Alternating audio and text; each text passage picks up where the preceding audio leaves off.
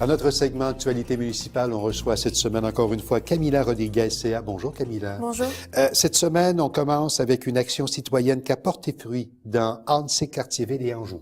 Oui, mais en fait, il y a plus de 200 arbres qui ont été coupés dernièrement dans certains parcs, comme le parc nature du Bois de Liesse à Annecy-Cartierville, ou encore les parcs de Malicorne ou des Cloiseries à Anjou.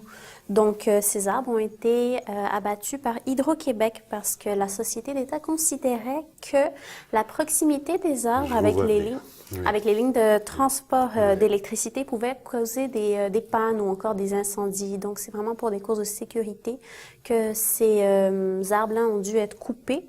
Mais grâce à la pression de groupes citoyens, un accord a été conclu entre la Ville de Montréal et Hydro-Québec pour que cette dernière paie 500 000 $ par année pour une durée de 3 ans, donc un total de 1,5 million, afin de lancer un projet pilote de réaménagement des parcs touchés par ces coupes d'arbres. Une belle entente, ça. Mais la question que je me pose, il n'y avait pas d'autres solutions que l'abattage pour sécuriser les lignes d'hydro?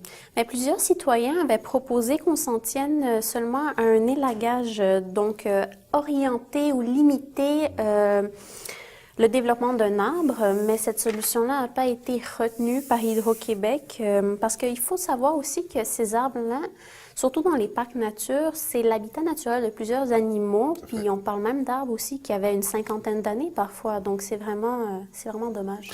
On peut presque parler de coupe sauvage, en tout cas. Vous nous parlez maintenant de surpopulation dans les écoles des quartiers de Rosemont-la-Petite-Patrie, Annecy, Notre-Dame-de-Grâce également. Effectivement, puis si on se concentre juste dans Rosemont, les écoles de cet arrondissement-là comptent 5 258 élèves et devraient recevoir plus de 800 élèves supplémentaires d'ici 4 ans. Où vont-ils? Le problème, c'est ça, c'est qu'il manque 23 locaux pour accueillir décemment tous ces nouveaux élèves.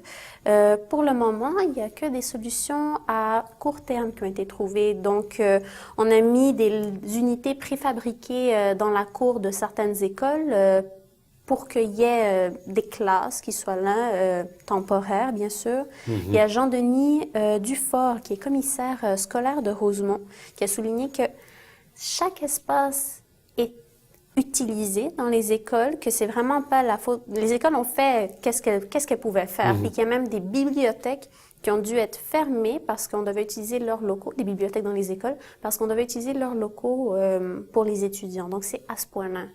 Est-ce qu'il y a un rapport entre le dépôt du budget du Québec il y a quelques jours?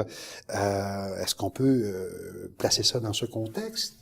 Effectivement, le nouveau budget coupe 35 millions de dollars pour la Commission scolaire de Montréal. C'est pas pour aider, là? Non. Selon la présidente de la Commission, Catherine Harel-Bourdon, cela ne pourra se traduire que dans des coupes au service aux élèves, mais aussi au niveau administratif, mais vraiment aux élèves, parce que on n'a vraiment plus le choix à ce niveau de coupe-là. Il s'agit des coupes de 3,5 % sur un budget d'1 milliard de dollars par année.